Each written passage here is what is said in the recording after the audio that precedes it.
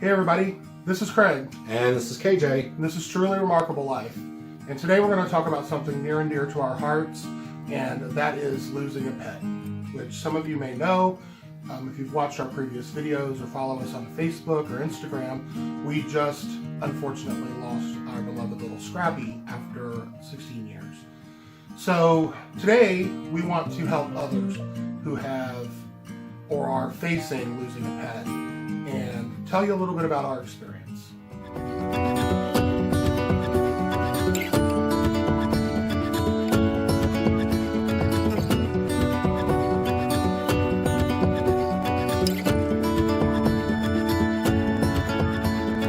One, two, three, shaping this destiny. So, Scrappy, I adopted Scrappy almost 16 years ago, and the last, 3 years of her life, she started to have some medical issues. They were very unrelated with each other. She had to have an osteoectomy because she popped her hip out. She had to have she had some herniated discs, but the thing that finally was problematic was she developed lymphoma. And we elected to proceed with chemotherapy. Now, chemotherapy in dogs is very different than humans. It's not heavy doses that are designed to knock you down, knock the animal down. It's really designed more to keep them comfortable, to keep their quality of life up. And she, from the time we started chemotherapy, and we went through several different treatments of it, she was 18 months, maybe close to 24 months, somewhere around in there. Probably. So it was really good.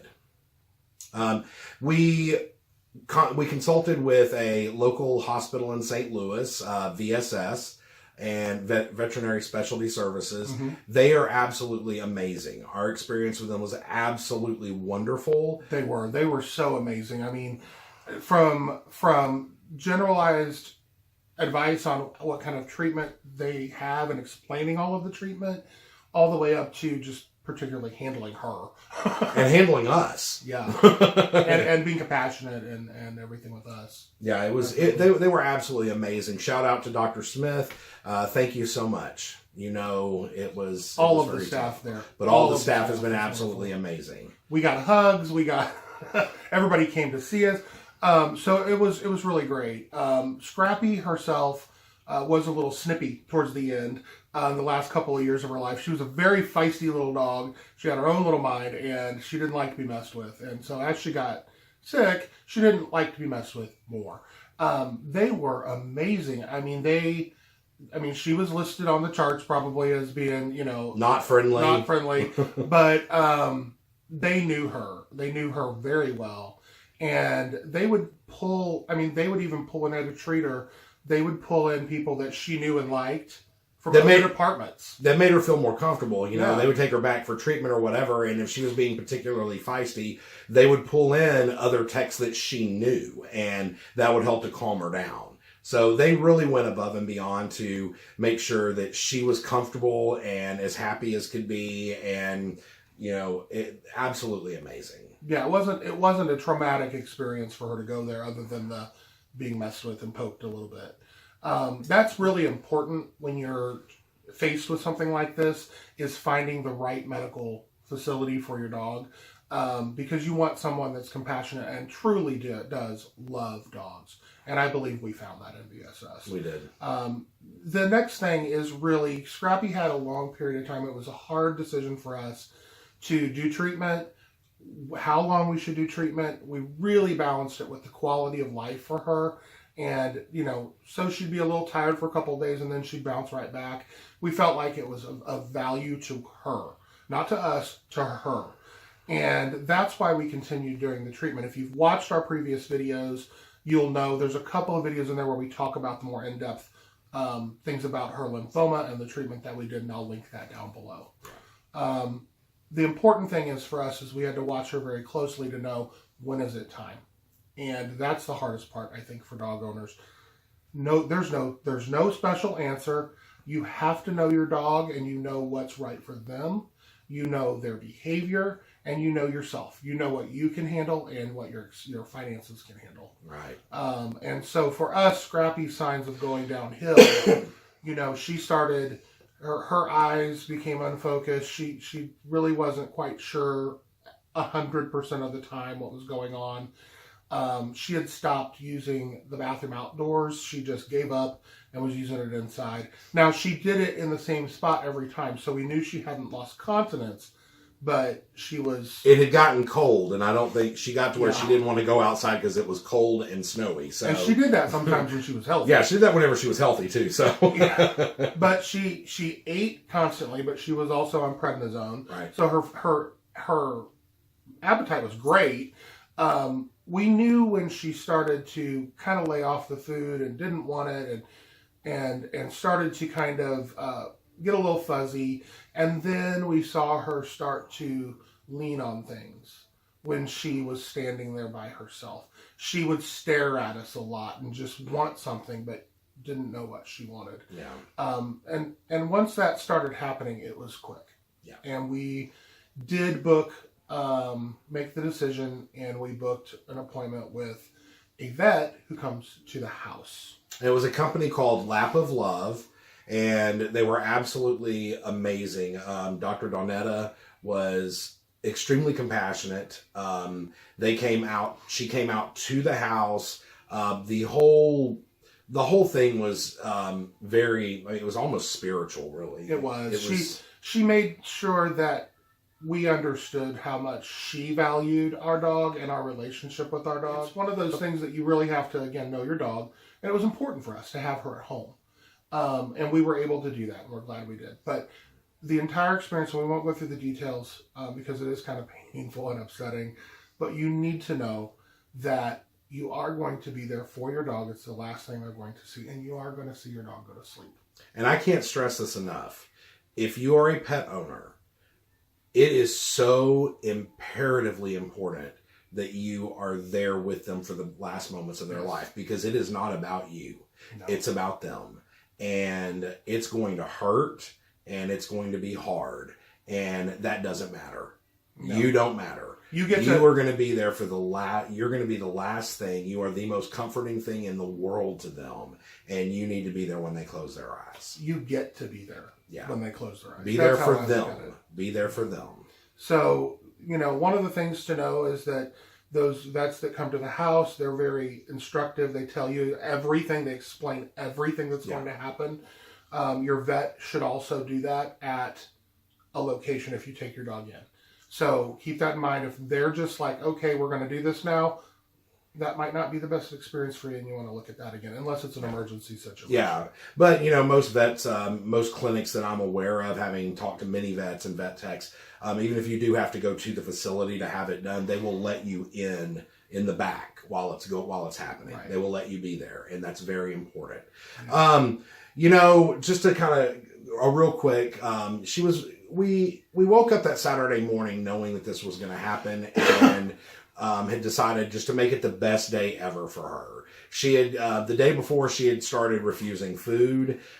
So Craig cooked up 2 pounds of bacon. I'm not going to say that we didn't eat half a pound of it or a pound ourselves. But, comfort food. Yeah. He had made a bunch of bacon. Which, keep in mind, you don't want to give your dog lots of bacon on a normal basis, healthy, right? Because all the grease will cause them liver problems and different problems. So. Scrappy also loved French fries. Now, she was very particular. She liked French fries from certain restaurants and not from other restaurants. And so, and that would be her little treat. Like whenever Craig would take her for treatment and on the way home, he would stop off and get a small fry and let her have a couple, kind of as a good girl treat. Mm-hmm. Well, that last day we got up and we gave her nothing but bacon and French fries, and she loved car rides. And so we actually took her on a car ride, a short one, she was in a couple blocks down, and got her some French fries and brought her back home. By the time we got home, she was ready to be done.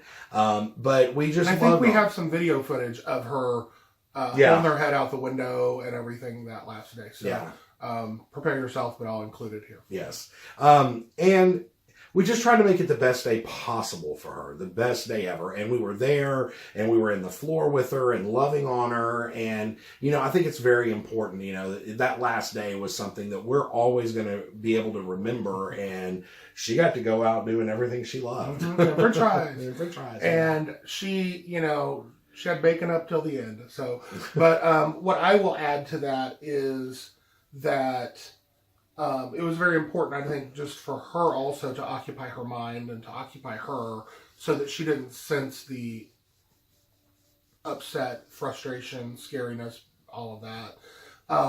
It was the worst day for us, but it was the best day. It was a very, very hard day. And our friend Monique, if you've seen any of our other videos, she was here. She was here with us and with Scrappy. She's very close. We're very close to her, and we wanted her to be here, and she was able to be here for it. So it meant a lot to us. It meant a lot. It really did. And then after, I won't talk about the event, but I will say they handled everything with grace. Lap with Love was amazing. Afterwards, it truly was a new normal. You don't realize how much that little energy brings into your home. You actually felt the difference in the energy. And we have another dog. We have Crypto. He's a little boy, and he's all boy. She was all little girl. And we've joked and we've said she was a tomboy. It was kind of like now it's just us boys. There's this energy that was gone. And it was a new normal for us. And so you'll have to face that new normal. But it's okay because she's at peace. Yeah. And I know that we did everything we possibly could that was going to make her feel good or as good as possible up till the end. So my conscience is clear. But you will have some grief. And you will experience that loss. And don't let anybody ever tell you. If anybody ever tells you, it's just a dog, you don't need that in your life. Walk away. Find somebody who understands, who's been through it. It's okay to sit down and cry for 3 days like I did. That's perfectly okay. If it's a month later, you might want to talk to somebody. And that's actually a good point. This is a loved one, whether it's human or not. And so if you need to talk to somebody, if you need to contact a friend, if you need to contact a professional counselor, this is a very real thing, and you should do that. With no shame. With There's no nothing shame, wrong with that. humans, with animals, with whomever. There's no shame in that whatsoever. Yeah. So we Friday. It's Sunday today, and this past Friday we were able to go to the vet hospital and actually pick Scrappy up. We were able to go and she was She was cremated, and Lap of Love took care of all that. And so this is little Miss Scrappy, and she has she has her own place on our mantle. she has grease on her. She does, because in memoriam of us bringing her home on Friday, Craig went by on the way home. We were in 2 different cars. I brought Scrappy home. Craig went by Wendy's and picked up her favorite French fries and brought them home. And we split an order of French fries, and I put one on top of her. Her little box. Her little box, yeah. I'm a sentimental sap. So there's grease on her. I need to clean that. That's funny. But the other thing is Crypto, after the fact. So Crypto did have some, from the moment we allowed him to be there and to sniff her and to understand what happened. I think that's very important. And he did. I've never seen it before. He understood. Yeah. And but he moped and he was sad. Noticeably so. Looked for her. Anytime the door would open, he'd run to the door to look for her. One trick we learned is to put her collar on him. And so we actually took her collar off for a while and put it onto him. He's laying down here. He just popped his head up when he heard the little jingle. Yeah. We have to be careful because, like the other day, I brought her blanket in that I kept in the car. I didn't think about it, and he got a hold of it, and he literally drug it to his bed and laid on it and sniffed it and all this stuff, and he never does that.